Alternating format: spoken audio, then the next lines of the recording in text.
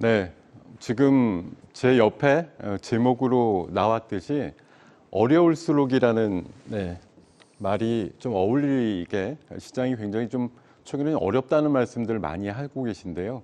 이럴수록 기본으로 돌아가자라고 하는 아주 기본에 좀 충실하자는 말로 오늘의 특강을 시작을 하도록 하겠습니다.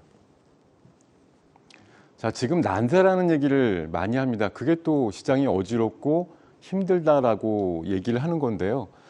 삼중고라고 지금 많이 회자가 되고 있습니다. 물가도 물론 높습니다만 유가도 높지요.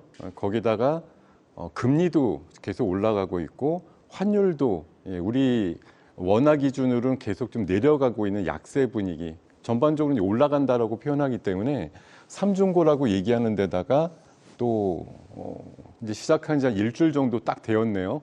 지난주 토요일 날 저녁부터 시작이 되었으니까 만 일주일을 맞이하고 있는 2.8 소위 전쟁에 따른 부분들이 시장을 굉장히 옥죄고 있는 모습들이 나오면서 정말 어지럽다, 어지러운 장세다, 이런 말을 표현하기에 부족함이 없는 장세인 것 같습니다. 자, 그러다 보니까요, 연초 이후에 좀 시장이 오르는 모습이 좀 나와서 2600대 중후반까지 갔던 장세가 최근에 2400을 깨는지 여부를 또 확인을 해야 된다 할 정도로 최근에 좀 시장 장세가 많이 좀 주춤하는 그런 모양이 나왔고, 이번 주에 한 이틀 정도 강한 모양이 나왔습니다. 전쟁의 역설이라고 방금도 말씀을 드렸습니다만, 전쟁이 일어나고 나니까 차라리 유가랑 금리가 좀 차분해지는 그런 상황이 나오면서 오히려 전쟁이 시장을 살렸다라는 말이 주중에 나올 정도로 강세였지만, 또 전쟁이 격화되고 또 지상군 투입을 통해서 확전이 되고 이런 것들이 또 유가를 자극시킬지 모른다라는 염려를 하면서 어제 시장이 다시 약해지는 모습이 나왔고, 간밤에 또 역시나 우려했던 대로 점점 좀 위기감이 증폭이 되면서 유가가 실제 한 5, 6%까지 상승을 하는 그런 모양들이 나오면서 다음 주에 시장에 대한 방향성도 안개 속으로 지금 볼 수밖에 없는 그런 장세가 되는 것 같습니다. 자, 경기 전망 제로라고 지금 말씀드리는데요. 최근에 한 100여 명의 펀드 매니저들을 대상으로 해서 4분기에 대한 그 지수 전망값과 유망한 섹터들에 대해서 설문을 해봤는데, 여기 좀 작은 글씨라 제가 중심값만 말씀드리면 평균적으로 제일 많이 얘기한 지수대가 요 정도 가격대, 그러니까 지수대라고 얘기를 합니다. 2,500을 쉽게 넘지 못한다라고 예상하는 그런 결과값이 나왔다 그래서 연초에 상저하고를 얘기했던 많은 사람들의 전망과는 조금 다른 4분기의 전망치들이 실제 날짜가 근접하면서 나오고 있다라고 얘기를 해요. 그만큼 실제 우리가 여름쯤에 예상했던 연말장은 2,800 갈 거야, 3,000 갈 거야, 이런 예상치가 물론 존재를 하고 있었고 지금도 그 희망을 버리고 있지는 않습니다만, 최근에 많은 시장 변수라든가 또 돌발 변수들이 그런 시장이 쭉쭉 위로 뻗어 나가는 데 있어 가지고 뭔가 좀 브레이크가 걸리는 그런 요인들이 많아지는 것 같다라는 걸 느끼고 있습니다.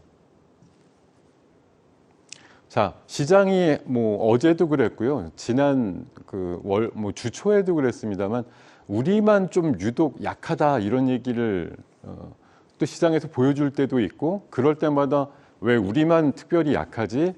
일본이나 중국은 별로 안 빠지는데 왜 유독 우리나라만 더 변동성이 큰 걸까? 이런 것들에 대해서 이제 궁금해하시는 경우가 있는데요. 최근에 이제 몇 가지 사유로 약세 이유를 좀 정리를 해봤습니다.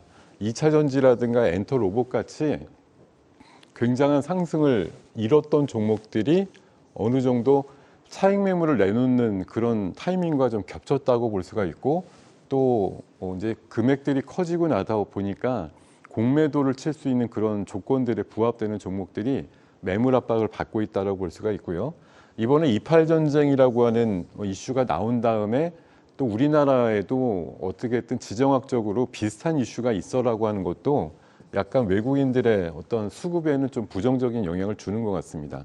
그리고 주변국들에 비해서 해외 무역 중심의 산업 구조를 갖고 있는 우리나라로서는 뭐 해외에 갈 수 있는 어떤 길들이 막혔다. 이번에 사실 그 분쟁이 일어나고 나서 당장 중동 쪽에 가는 뭐 비행 노선 같은 것들이 일단 올스톱이 되다 보니까 그런 쪽에 관련된 물류라든가 이런 것들이 막히면서 우리만의 산업 구조상으로 봤을 때 타격이 클 수 있다라는 그런 우려감들도 나오고 있고요. 내년도 GDP 성장률이 최근에 2.4%였다가 2.2%로 낮아지는 그런 좀 하향 움직임을 한 것도 유독 우리나라에 대해서 성장에 대한 기대값이 낮아지고 있다라는 우려감도 있습니다. 그리고 뭐 추석 연휴 전후해 가지고 한계 기업들의 부도 이슈라든가 이런 것들이 지금 같은 고금리 상황이 계속되는 상황에서는 한계 기업들이나 한계 가게들이 버티지 못하고 위험에 처할 수 있다는 우려감, 이런 것들이 계속 시장을 옥죄고 있다고 볼 수가 있겠고요. 자, 난세, 어려운 시기니까 뭐 난세 영웅이란 말이 있잖아요. 이 또 어려운 때 시장을 구할 수 있는 섹터, 이런 것들이 또 뭐냐 궁금해 하실 것 같은데, 일단 당연히 주목을 할 만한 건 이번 뭐 분쟁에 대해서 사실 참고할 만한 건들이 작년도 2월 달에 우크라이나 전쟁, 멀지 않은 과거에 우크라이나 전쟁이 나오면서 나왔던 어떤 섹터별 움직임들을 참고를 하다 보니까 분쟁이 딱 벌어졌어요. 근데 심상치 않아. 이스라엘 쪽입니다. 이게 다른 뭐 진짜 남미나 아프리카 지역이었으면 이 정도로 시장의 파장이 크진 않을 거예요. 근데 뭐 서구권이나 특히 미국 쪽에 절대적인 정치나 경제적인 영향력을 갖고 있는 뭐 유대인과 연관이 돼 있는 이스라엘 지역에 관련된 이슈가 나오다 보니까 굉장히 오버를 하죠. 뭐 도와주겠다 뭐 나서는 거, 항모전단이 금방 가서 그냥 배치가 되는 그런 모습들 나오는 거 보면 우크라이나 전쟁 이상 가는 어떤 이상 반응들이 나오고 있거든요. 그러다 보니까 우리나라에서도 뭐 방산 섹터라든가 또 유가 관련된 또 기름값이 올라갈 것 같으니까 이런 것과 관련된 대체제로서의 뭐 LPG라든가 도시가스 관련주들의 강세가 나오고 있고요. 또 어제 같은 경우는 이것도 며칠 전부터 예견이 돼 있던 건데요. 뭐 러시아가 또 우크라이나 쪽에 뭐 곡물 수출을 막았다던가 아니면 유사한 사태들이 나올 수 있고 또 뭐 전쟁이 장기화되었을 때 뭐 식량과 관련된 이슈가 나올 수밖에 없다는 차원에서 곡물주들이 또 어제 크게 움직이는 면들. 지금 이런 어떤 분쟁의 초기에서는 이런 섹터들이 주목을 받을 수밖에 없고, 작년 2월 달에 예를 봤을 때 기억나시잖아요. 유가가 그때 순간적으로 130불까지 올라가면서 굉장히 큰 풍파를 일으켰던 것들을 또 한 번 학습 효과로서 지금 실행에 옮기고 있는 과정이다라고 보겠습니다. 물론 유가가 뭐 작년 2월 달만큼 갑자기 지금 올라가진 않는데요. 앞으로의 추이에 따라서는 전쟁이 확전되고 장기화됨에 따라서 혹시나 하는 그런 뭐 두려움과 또 기대값이 공존하고 있는 게 사실이고요. 중기적으로 저는 이 어떤 분쟁이라든가 이슈가 뭐 해결이 된 다음에 나올 수 있는 부분은 현재 뭐 그 현장 화면들이나 이런 거 보면 굉장히 마음 아픈 그런 사례들이 엄청나게 많고, 또 도시나 지역이 초토화되는 그런 상황들과 관련된 뭐 내용들을 많이 접하시게 되는데, 인류라고 하는 게 결국은 파괴하고 또 만들고 이거의 반복이거든요. 결국은 또 이렇게 무너진 것들은 그대로 있는 것이 아니고 다시 또 지어야죠. 다시 또 만들어서 살아야죠. 또 어떻게든 생활의 터전으로 삼아야 되기 때문에 결국은 나중에 조명을 받을 수 있는 섹터는 건설과 또 건설 기계류 쪽이라고 생각이 듭니다. 다만 이 전쟁 중간이나 한창 뭐 불이 붙었다 이럴 때는 조금 눌림목을 갖겠지만, 나중에 과연 어느 쪽이, 이거 사실 이쪽 부분 뭐 작년에도 초반엔 좋았지만 결국 올라갔다가 대부분 다 원위치 됐거든요. 그래서 그러고 나서 실질적으로 작년 하반기부터 실적이 엄청나게 좋아진 쪽은 건설과 건설기계 쪽의 부분들, 뭐 계속 인프라 개발을 한다든지 재건을 위해서 뭐 주요 중장비라든가 이런 것들이 많이 필요하다 이런 상황들이 나오다 보니까 이쪽에서 강한 어떤 상승들이 도모됐던 거를 기억을 하시면 좋겠고요.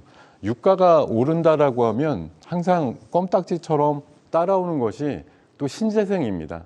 신재생과 관련된 이슈가 따라오게 돼요. 왜냐하면 유가를 언제까지 고유가 시대로만 쓸 수도 없고 최근에 사실 팬데믹 이후에 생사의 문제가 워낙 대두가 되다 보니까 탄소 중립과 관련된 이슈가 조금 수면 아래로 내려가 있습니다만 최근에 이제 팬데믹 상황도 끝나기도 했고요.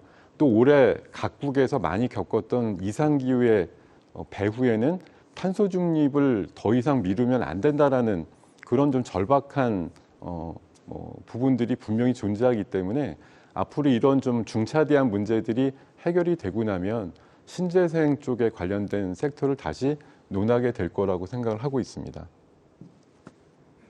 자, 지금은 흔히 말해서 뉴노멀이라고 얘기해요. 예전의 표준이 먹히지 않고 새로운 표준이 만들어지고 있다. 흔히 말해서 저퍼주가 있고 고퍼주가 있는데 사실 가치 투자라고 해서 주식 투자의 기본이라고 하는 건 시장에서 평가받는 어떤 기준보다 낮게 돼 있을 때 용케 우리가 그걸 알아보고 사가지고 높게 되는 그런 상황들을 수익을 통해서 확증을 하려고 하는 것들이 일반적인데 지금은 이게 반대거든요. 고포주가 훨씬 인정을 받거나 시장에서 알아주는 그런 상태가 지금 최소 1년 이상 계속되고 있다 보니까 이건 이제 뉴노멀로 얘기를 하는데 제가 봐서는 이런 공습이라든가 유가의 소폭 상승, 유가가 올라가는 부분, 제가 봐서는 올라갈 수 있더라도 일시적이다라는 생각을 해보고요. 최근에 또 초전도나 맥신이라든가 양자암호 관련된 물론 미래를 위해서는 굉장히 중요한 기술이긴 한데 굳이 우리나라 이런 테마로서 잠깐 광풍이 불었지만 결국 그 주가들 어떻게 됐어요? 올라갈 때는 좋죠. 근데 지금 한두 달 지나고 나서 보면 전부 다 원위치 왔거든요. 오래될 수가 없는 산업적으로 당장 돈 되거나 우리한테 현실적으로 맞닥뜨릴 수 있는 그런 것과는 좀 거리가 있다는 거죠. 결론은 보면 결국은 제자리로 돌아간다. 이렇게 우리의 마음을 잠깐 훔치기도 하고 설레게도 만들었던 이런 자극적인 테마들 이런 것들은 결국은 잠깐 초기에 빨리 들어가서 무언가 하고 나온다라고 하면 이익이 조금 나으실 수도 있겠지만 중간 정도에 엄청 고민하고 들어가셨다가는 거의 다 손실을 보고 나오시는 그런 경우가 많다라고 생각이 듭니다. 그래서 방금 제가 제일 첫 장에서 말씀드렸던 난세다, 어렵다, 도대체 지금 시장이 돌아가는 어떤 판세라고 하는 것들이 나한테는 너무 맞지 않는다 이렇게 생각해서 한 발 좀 물러나야지 이렇게 생각들 하시다 보니까 최근에 거래 대금이나 거래 량이 좀 줄었다는 얘기가 있는데 참 어렵죠. 내가 생각하는 좋은 종목이라고 하는 녀석들은 주가가 움직이지 않고 저 종목이 뭔데 싶은 그런 녀석들만 많이 튀고 이러다 보니까 지금 내가 생각하는 어떤 주식 투자의 기본 관이 좀 흔들리실 수도 있는데요. 결국은 어느 정도 기간이 지나면 제자리로 돌아올 것이기 때문에 기본으로 다시 돌아가자는 말씀 드려요. 자, 지금은 잠깐 눌림목 과정을 걷고 있습니다만 AI의 세상과 로봇이 세상을 바꿀 거라는 기본적인 신념을 잊으시면 안 되고요. 치매와 비만과 관련된 이슈 최근에 굉장히 핫하잖아요. 인류의 해피드럭이라고 하는 부분들이 강조되고 있고 또 암을 정복할 수 있는 솔루션들이 제공되고 있음을 잊지 않으셨으면 좋겠고요. 많이 부서지고 망가지다 보니까 재건해야 된다는 이슈도 있지만 또 한 단계 업그레이드된 인간의 삶을 위해서 전 세계적으로 굉장히 많은 글로벌 메가 프로젝트들이 실행되고 있습니다. 여기에서 또 기회윤을 잡으셔야 될 거라고 보기 때문에 10월 초에 분쟁이 났어요. 금리가 올라갈 것 같아요. 유가가 폭등할 것 같아요. 물론 시장을 아주 좌우하는 큰 변수긴 한데요. 저는 10월 정도 하순 정도 되었을 때는 다시 시장이 차분하게 제자리로 돌아가서 원래 인류가 꿈꾸는 가장 근본적인 꿈과 관련된 섹터들이 다시 제자리를 찾아가는 어떤 상황들이 발생을 할 거라고 보기 때문에 지금 어려울 때일수록 여러 가지 막 희한한 것들에 대해서 관심 가지고 이러시지 말고요. 가장 기본적인 거 위주로 플레이를 하셨으면 좋겠다. 가장 기본이 뭔가요? 아무리 아니라고 해도 실적이 좋아지는 것 이상 좋은 재료는 없습니다. 이번에 삼성전자가 기대 이상의 영업이익을 내면서 근데 여기서 삼성전자의 어떤 관점에서 이 기업이 주가가 좋아진다 보다도 이것들 영업이익에 기여를 했던 부분이 반도체 부분하고 또 폴더블 이쪽 부분하고 또 LED 마이크로 OLED 쪽 이런 쪽이 또 해당 부분을 영업이익이 굉장히 크게 증가하는 면들이 있었기 때문에 이런 것과 관련된 섹터들에 주목을 하시면 좋겠다는 말씀 드리고요. 자, 그리고 또 다른 실적 호전 섹터가 LG전자 이번에 영업이익이 엄청나게 많이 나왔는데 주요한 거는 전장 쪽입니다. 전기차 쪽에 들어가는 전기 장비 관련된 쪽에서 굉장한 괄목할 만한 이익의 증가가 있었다라는 거, 전장 쪽에 관련된 섹터를 주목해야 될 것이고, 에너지 솔루션도 이번에 영업이익이 굉장히 높게 나왔거든요. 그래서 최근에 좀 긴 하락 조정을 받고 있는 2차 전지 전반적인 섹터에 지금은 여러 가지 외생 변수가 변동성을 일으키고는 있습니다만 얼추 바닥권에 근접했다, 이런 이슈로 받아들이시면 좋을 것 같습니다. 자, 그리고 여기 어려운 와중에서도 수주가 많이 나고요. 또 관련되는 공장들의 가동률이 높아지는 섹터들이 있어요. 지금 완성차 업계가 이번에 사실 삼성전자나 뭐 LG전자보다도 훨씬 높은 영업이익들을 발표를 할 걸로 보이는데, 뭐 이 기사의 내용을 보면 야근을 해도 모자랄 정도로 자동차의 어떤 공급에 대한 수요가 굉장히 늘어나고 있다라고 얘기를 하고 있고요. 여기 조선 쪽입니다. 조선. 작년보다 훨씬 많은 수주액이 잡히면서 또 앞으로 카타르발 뭐 LNG선에 대한 수주도 몇십 척 들어올 걸로 보이는데 앞으로 한 3, 4년 이상 계속 꾸준한 일감을 갖고 일할 수 있는 업종이 아닌가 생각이 들고, HD 현대건설기계 같은 경우도 작년에 80%의 공장 가동률이 110%대로 올라갔다고 합니다. 이건 진짜 잔업에 야근을 해도 지금 못 맞추고 있다, 이럴 정도로 공장이 풀가동을 하고 있다는 얘기니까요. 실제 이런 식으로 산업적으로 일을 할 수 있는 일감들이 몰려오고 있는 업종들은 정말 기본으로 돌아갔을 때 생각해야 될 첫 번째 섹터가 아닐까 생각이 들고요. 자, 그리고 어려울수록 제가 신생 ETF라고 하는데 이것도 하나의 팁이에요. ETF 같은 것들이 최근에 시장을 좌우하는 경우가 많은데 새롭게 형성된 ETF들이 나올 때 그 해당되는 섹터에 특히 ETF에 구성되는 종목을 잘 유심히 보실 필요가 있는데 10월 중에 형성될 상장되는 AI 반도체 포커스라고 하는 ETF가 있는데 여기에 종목이 한 20개 정도로 편입이 됩니다. 근데 빅3의 75%의 투자가 들어가는데 이 빅3 세 종목이 삼성전자와 하이닉스, 한미반도체예요. 이 사실 시가총액의 급은 굉장히 다른데 이 ETF에서 추구하는 비중상으로는 이 세 종목이 똑같다는 얘기거든요. 그러니까 어떤 일이 일어났겠어요? 어제 같은 경우에 한미반도체 강세 이런 것들이 누가 봐도 예견되는 그런 상황이거든요. 앞으로 뭐 HBM이라든가 후공정 패키징 쪽으로 관련되는 산업 쪽에 관련된 신생 ETF가 나올 때 그 구성하는 종목군들을 유심히 보실 필요가 있다, 이렇게 말씀드리고요. 또 한 가지, 결국 오고야 말 미래라고, 방금 제가 탄소 중립 얘기를 드렸는데 지구의 온도가 계속 뜨거워지면 결국은 이상기후로 인해서 굉장히 인류가 살기 어려운 어떤 환경들이 자꾸 조성이 될 거고 폭우와 폭염이 더 심화되는 그런 상황들이 될 거라 앞으로 2020년도 최근을 중심으로 해서 온도를 좀 낮출 수 있는 그런 방안들과 방법들이 모색이 될 거라고 얘기들을 많이 하거든요. 그리고 이런 탄소 중립과 별개로 또 뭐 에너지 어떤 차원이 많아지는 신재생과 관련된 섹터들이 앞으로 더 관심을 많이 받고 인프라 투자가 많이 일어날 것으로 보이고요. 또 전기와 관련된 또 어플리케이션과 관련해서도 그렇고 또 스마트 그리드 쪽으로도 그렇고 또 디지털 시대가 된다라고 할 때도 여기 지금 4배, 1.5배, 2배, 2.5배 이렇게 지금 수치로 얘기하는데 이것이 앞으로 이렇게 고도화되는 산업 체계에서 과연 무엇이 이만큼 필요한가에 대한 것들을 이제 논하는 리포트인데 여기에서 향후 이 정도만큼 배수를 더 늘려가지고 필요한 섹터다, 소재다 이렇게 얘기하는 게 뭐냐? 전선입니다, 전선. 예. 전선. 이게 저는 전선과 관련된 섹터에 대해서 장기적으로 크게 관심을 가지셔야 된다라고 얘기를 드리고 싶습니다.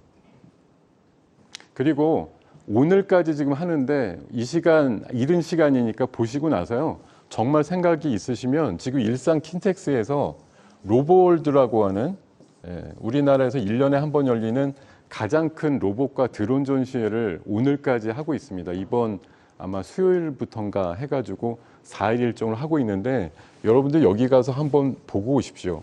여기 수많은 로봇과 관련된 유망주들이 여기서 각자 기술을 뽐내고 있거든요.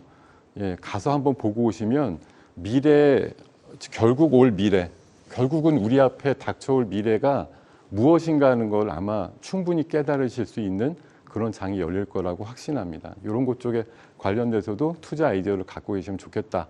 이렇게 정리를 드리면서 자, 지금 어려운 상황에 여러 가지 투자의 판단과 시장에 대한 판단들이 굉장히 어려우신 상황이라고 생각이 드는데요. 이렇게 어려울수록 가장 기본, 실적이 좋고 미래 성장이 확실한 섹터에 여러분들의 관점을 가져가셨으면 좋겠고요.